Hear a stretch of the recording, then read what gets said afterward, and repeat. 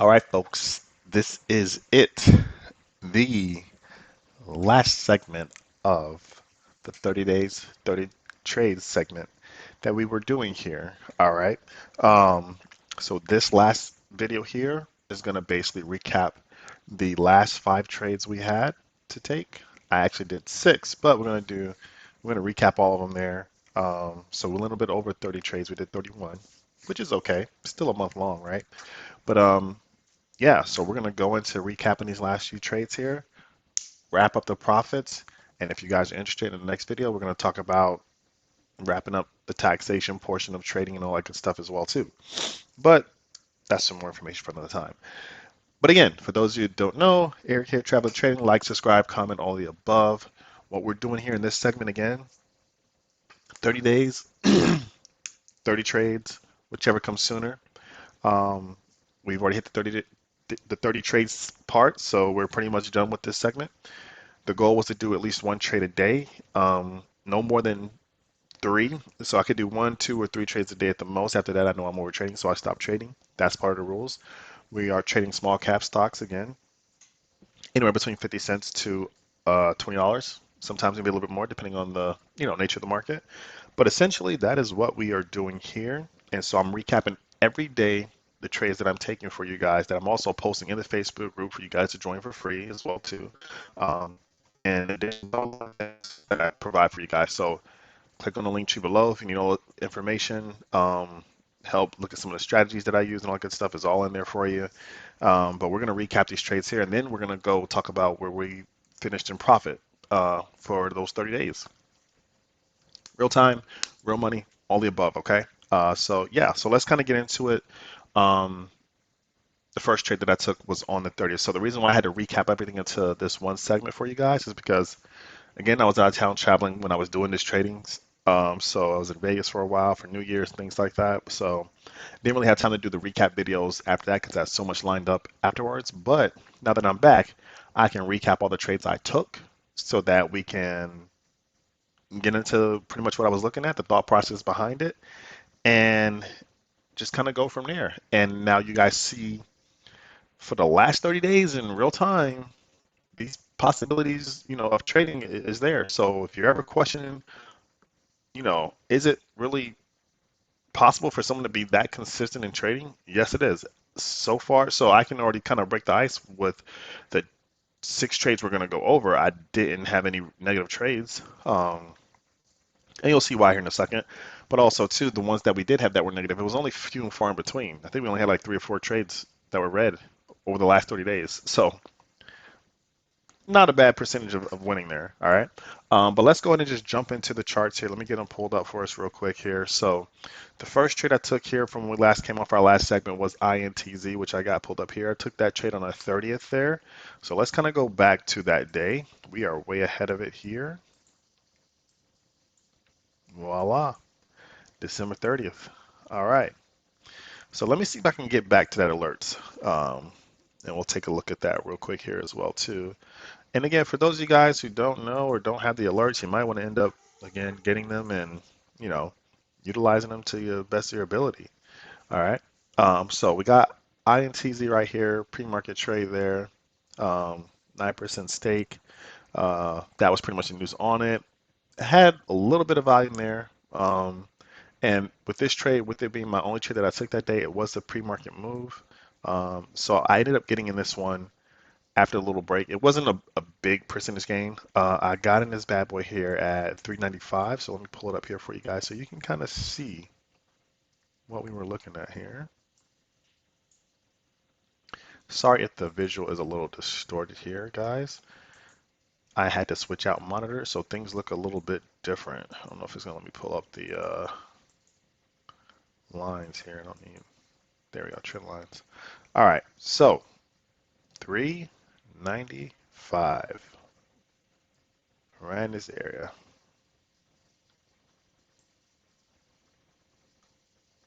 That's good enough. Slide up a little bit more. It's actually pretty low. Voila. Now, with INTZ, guys, excuse me, This one was kind of a little bit of a fake out for me, okay? Um, so the reason why I kind of got into this one, and I got kind of lucky on this here, because as you can see in the pre-market move, again, there already wasn't a lot of volume happening that day on the 30th, because again, it's the day before New Year's Eve. Markets are slow, coming off of Christmas kind of thing, so it wasn't much, volume heading into there, but this was the highest volume traded stock in there. Now, as you can see in pre-market, right, it began to flatten out. Now, what this is telling me right here, and you guys know my rule, I don't want to really get into the trade. Sorry. I don't really want to get into the trade. And uh, what did I just do? Let me refresh that back. I didn't mean to pull that up there. Move this bad boy up.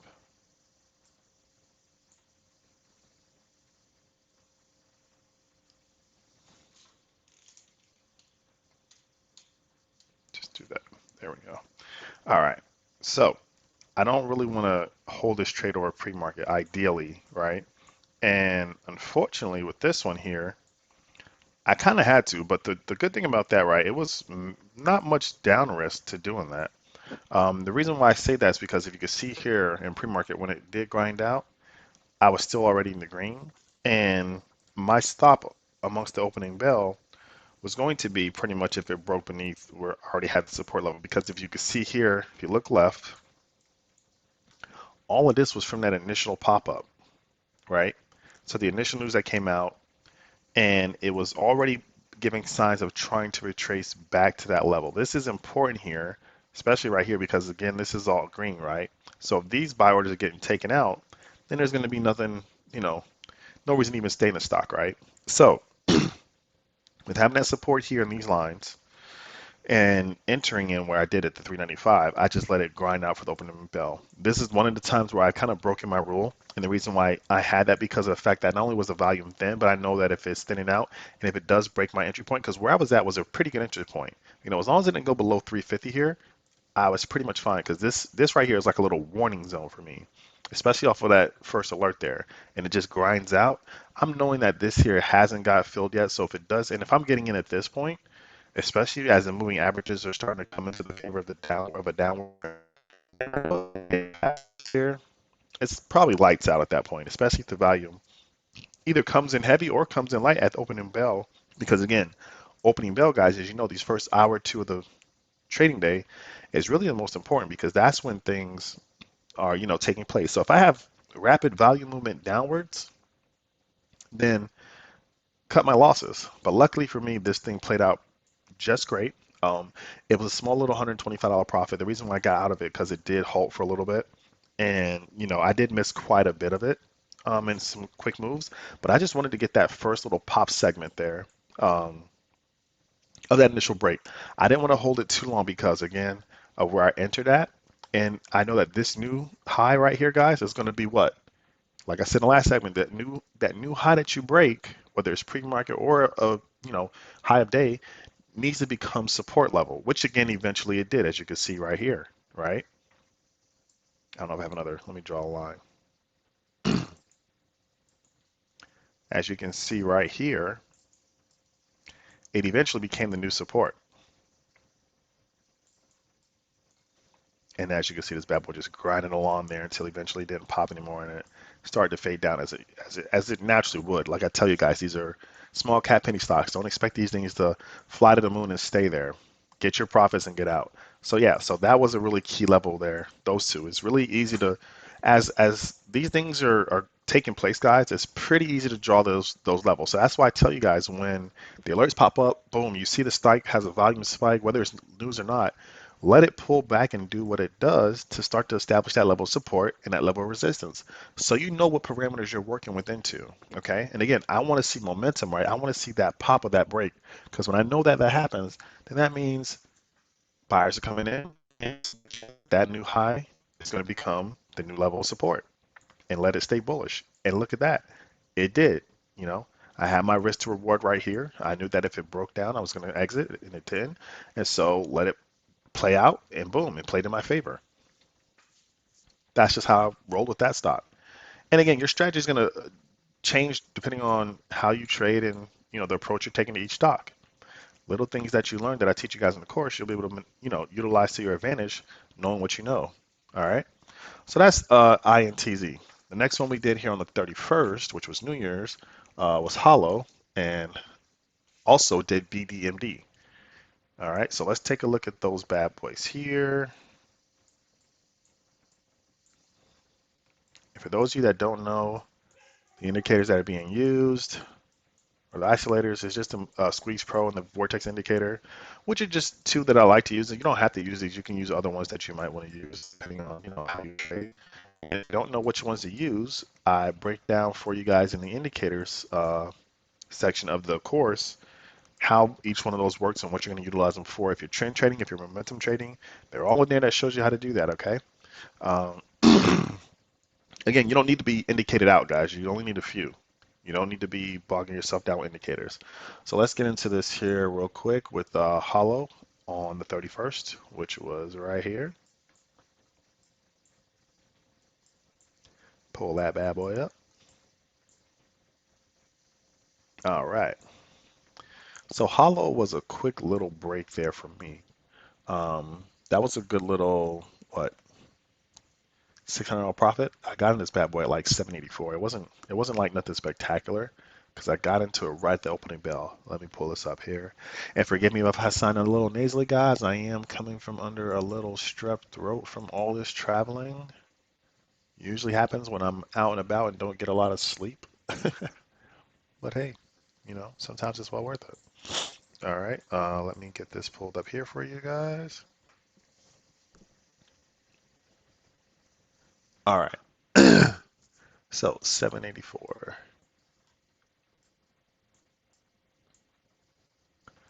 I believe this is close enough. For you guys to get the drift. All right.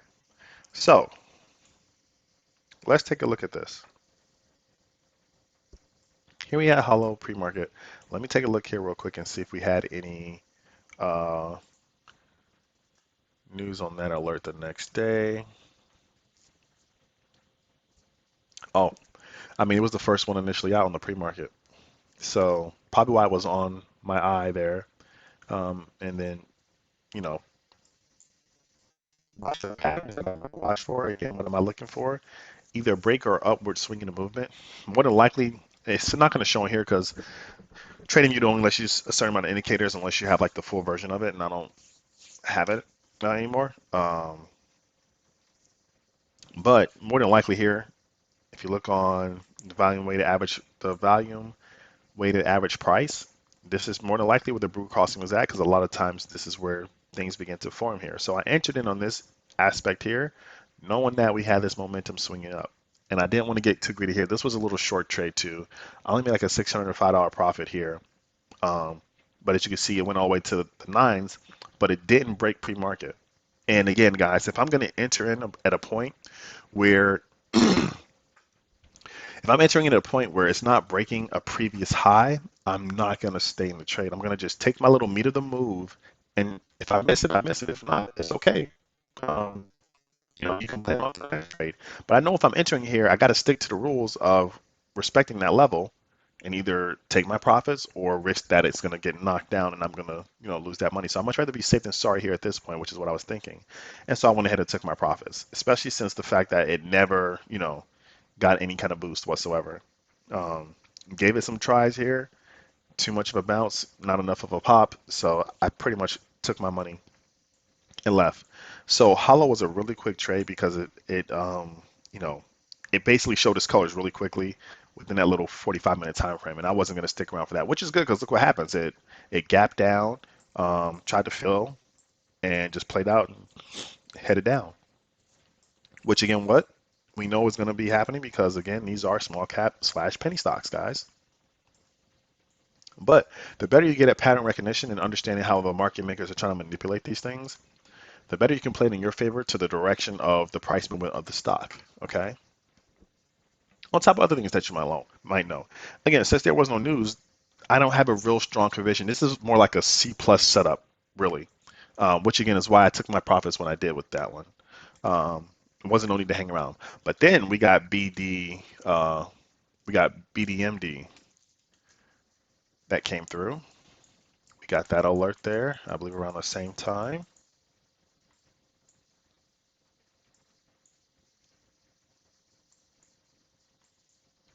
And I got in this bad boy. I believe I got in this bad boy at like what 785 or something like that. Was it?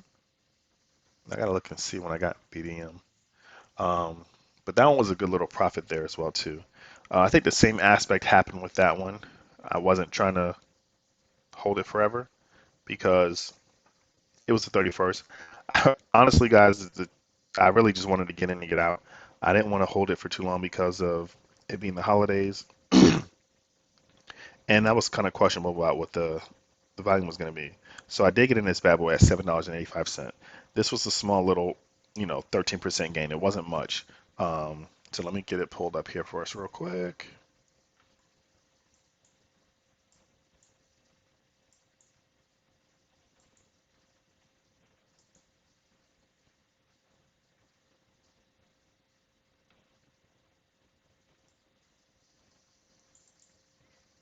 Now, what are you noticing here? All right. If I'm getting it at 785, guys, this blue line is my entry point. I'm taking small gains. Why? Because guess what? The high day up until this point, look at this. So, boom, you got a pop. Now it's rising, rising. All eyes are on it, right? Now you know what's going to happen at this point. Once all eyes are on it, sell order's going to come through. Level of support has to be established, and what's going to happen is going to grind up and grind up.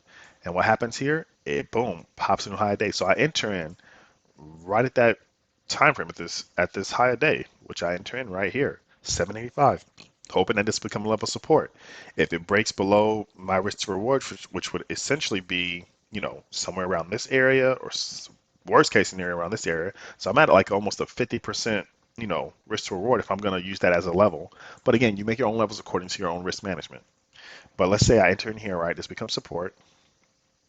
We have ample time for it to pop, and it never did. So I pretty much took my profits as close as I could to the top because there was too much pushback. Look at these candlesticks here, guys. These are telling you that orders are not getting filled. Because if they were around this time frame, they would have gotten filled. You know what I mean? Like even if you go up, let's just say boom, boom, boom, you're here. There's not much movement popping here. It's only a couple of dollars. And if the volume is light, which if you looked at level two during this time, you can see it was pretty light. So I went ahead and took my profits there too. Only a 13% gain, not much. But again, guys, remember, we're trading with 500 shares, okay? So every person trades with their own different amount of shares depending on how their risk tolerance is. So that was BDMD. Let's go ahead into the next one here, which is SPCB. Remember, the market was closed on January 1st, so this was the January 2nd trade. All right. Let me get this pulled up here. Let's go back to January 2nd. I hate how TradingView just does that all the time. All right.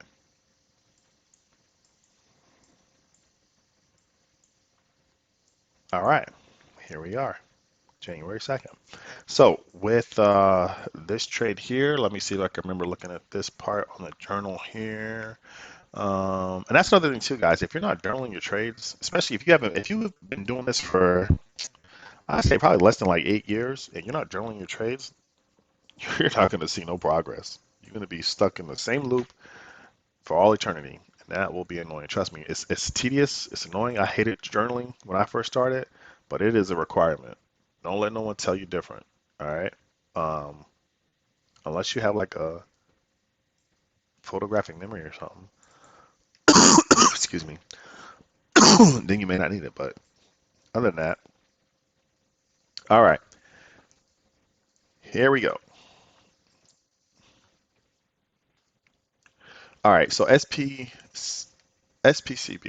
I got in this bad boy here at $9.20, and it was only a $304 profit. If you guys notice that these profits that I'm having here, dollar amount might seem like a lot, but percentage wise, it's not a lot. Okay, and it's not a lot for a reason because that's just where my risk management is at. But also too, at the same time, it doesn't make sense to. So this bad boy here was coming off a halt. Let me see here, January 2nd. Yeah, this is it. So we got notification of it, hit a high of 942. When did I get in? 920. All right. So right around the time that it was breaking the highs, I'm hoping that will become what? A level of support. When it attempted to do so, because if you look here in the key hours of trading, right, this is where the support was shown to be established, right? So I get in at 920, hoping that it breaks, but it doesn't, and it pulled back. I didn't see it break any of my risk to reward, and it attempts to pop up again, and it doesn't, and so I take my profits. It was that quick and that simple, guys. All right. Because usually if a stock is going to break through a new level, a new high a day, it's going to break through and it's going to run. That's just what momentum trading is. And small cap and penny stocks do that pretty often. Okay. I mean, if it doesn't do that according to your plan, which again, according to my plan, don't hold on hope. And when it starts to die down, it starts to die down. Take the bullet. All right. But that one was pretty much BDMD. Entered in, seen the level of support, got in because I was anticipating for it to break the high, but it did. I knew I had some cushion here. If it did, I'm gonna, watch it fall down to like $6, but it never did. So took that. It didn't break my level that I was gonna thought it was gonna break. So I just took my profits and left. Small little gain. So that's that one. All right. Last two here, NITO and CRNC we'll do here in a second too. Those are the last trades that I took, guys, on the third. Again, today's what, the 6th? January 6th, 2025.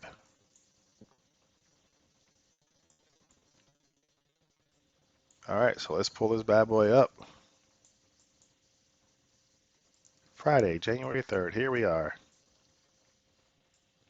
So NITO, I remember this bad boy. So this was like a little slow grinder. I actually got in this one, I think, in a pretty good time for me to take this trade and CRNC at the same time. Usually I do not like trading two stocks at the same time. I usually want to get in, get out, and then move on to the next one if I'm going to trade it. It's really hard to watch two stocks at the same time for me. Excuse me. I know my limits. Some of you might be able to do it. Some of you, to each his own. I don't like doing it. I can't do it, but I don't like to do it. But if I do it, I'm very cautious with it. So with this one, I got in here at $2.26,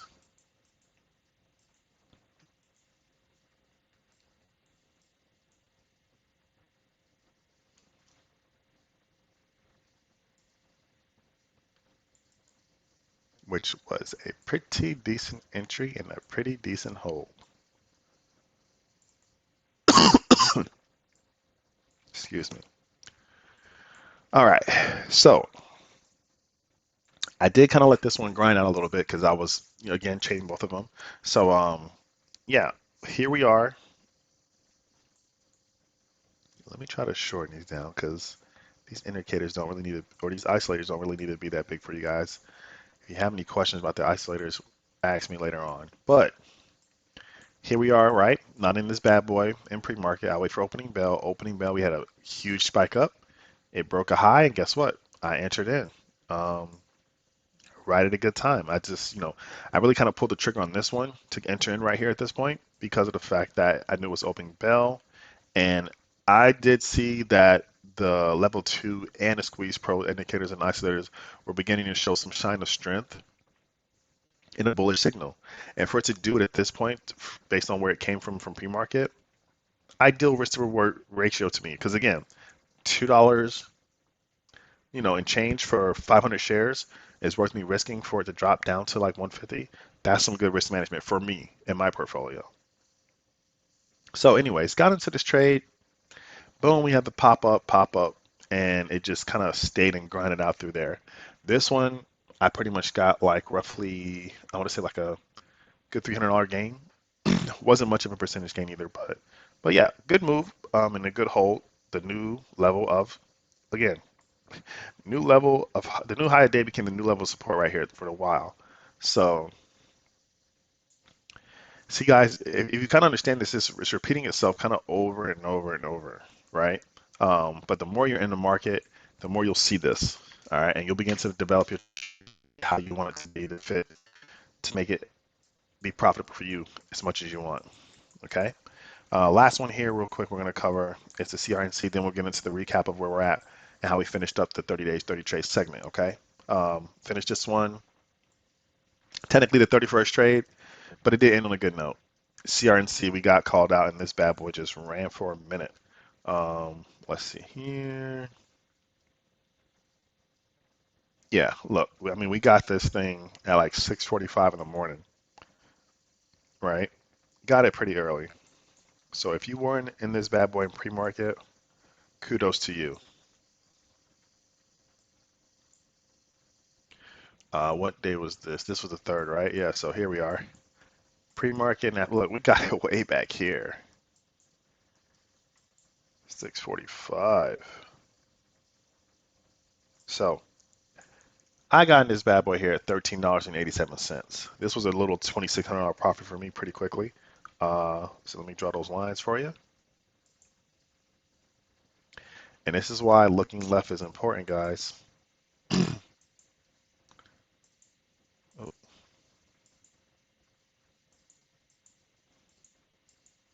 where are my trend lines? Am I missing them?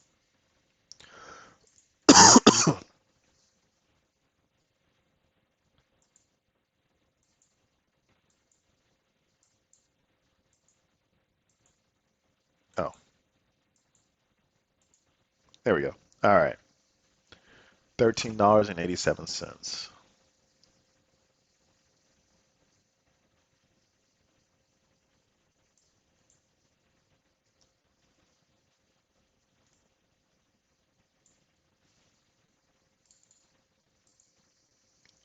I'll make it just so it's big enough. I really hate how TradingView just resets every time I switch to a different stock. But yeah, look at this. We we kind of struck gold with this bad boy. You see why it was a 2 gram game? All right. Now this one was a simple kind of a trend up here on this. If you look at this one here. So let's say we obviously knew coming into pre-market where it was at. Opening bell pops up, pulls back. Now we got a big grind and a push up with momentum. Comes back, establish support. Support is there. What am I looking for again, guys? For it to break the new high. Where's the new high? Right here. So boom, I'm gonna enter in at that new high. If it's gonna keep trending that way, I'm gonna enter in and see if it stays that way. And if it's pulling back and it's breaking my support, then I'm gonna go ahead and exit. That's just how it is. It's that simple. So, anyways, we get in, got a little bit of a pop. We're in the green. Now it starts to pull back. It starts to pull back. Right here is usually where most people will panic because they'll see that their portfolio is going red and negative. Oh no, it's pulling back. It's not going to run like it was. Well, you didn't give it time to play out because now guess what? We got a little bit of pullback. Support is still here. Now we got that push back up. Now you're back in the green. Now what do you do here? Just let it ride out or do you take profits? Let it ride out. It's not fully done. Where's your target? Do you have a target to exit the trade? Some traders do, some traders don't. My target again, of course, again, we got in here. This is a new level support. I'm going to wait for the peak or maybe towards a turn back to take my profits. But if it's not giving me a reason to exit the trade, I don't have a reason to get out. And what would be my reason to get out? That is breaking my level of support. And guess what, guys? It never done that. So I just let it ride, let it ride, let it ride. And then eventually had this huge pop up and run. And then, of course, then at that point, I'm taking my profits. But then you have more opportunity here again to do it in power hour. All right. Excuse me. So we ended that one on a good note as well, too. But that was pretty much CRNC. And that was our final trade that we did. The last trade of the 30 days, 30 trade segment, technically 31. Ended to be up 26, $6,500 profit, almost a 3 grand trade of the day. And it only took a couple of hours, not too long, but you got to give it time to play out. If you don't have that time to set aside to let your trade play out, guys, you shouldn't be trading, or we need to be a scalper and understand the directional movement of where you're at. All right. So yeah, that was pretty much it, guys. So let's kind of factor in where we are at all together. So over the last 30 days and the last 31 trades, we have made a total of $59,668 in profit. Okay. So with that being said, we're going to go on the next video and we're going to go ahead and calculate the true profits. Like good stuff. We're going to do all that stuff here. I'm going to drop it for you guys that are in the alerts group and all that good stuff. I'll drop it in there for you guys as well too, so that you can have it. But for the rest of you guys, I just wanted to kind of show you where we're at, let you just get a view of what is happening on a day-to-day basis when it comes to trading these stocks here. Okay, so if you guys have any questions, don't hesitate to message me, email me, drop a comment. That's usually where I can see them. If you're messaging me, sometimes guys, that stuff is going into spam and junk folders, and I don't get to it. I need you to comment so I can see that stuff. Okay, um, or something. Um, those of you that are in the group, message me. We got more things coming up for 2025. We've been doing this for the longest, guys, for almost half a decade now. You guys have been following me. 5 years. We're going into 5 years. So if you're not making money, don't be surprised. Again, it took me almost 8+ years to find my rhythm in the market. It is going to take time and it's going to take practice, but you got to be consistent. Okay, it's not going to happen overnight, but stick to it. Keep working on it. You get better. And Yeah, if you need to do more learning education, you guys have all the resources on the website. You have it links below. I put it everywhere. So the Facebook group is free, just to kind of show you guys that this stuff can be done. Okay. Other than that, guys, $59,668 is our total profit for the 30 days, 30 trades segment. So you guys have seen it in real time. You can go back and look at every trade that I've taken in the last videos of this playlist and recap it. If you have any questions, put them in the comments and I'll answer for you. But other than that, stay green.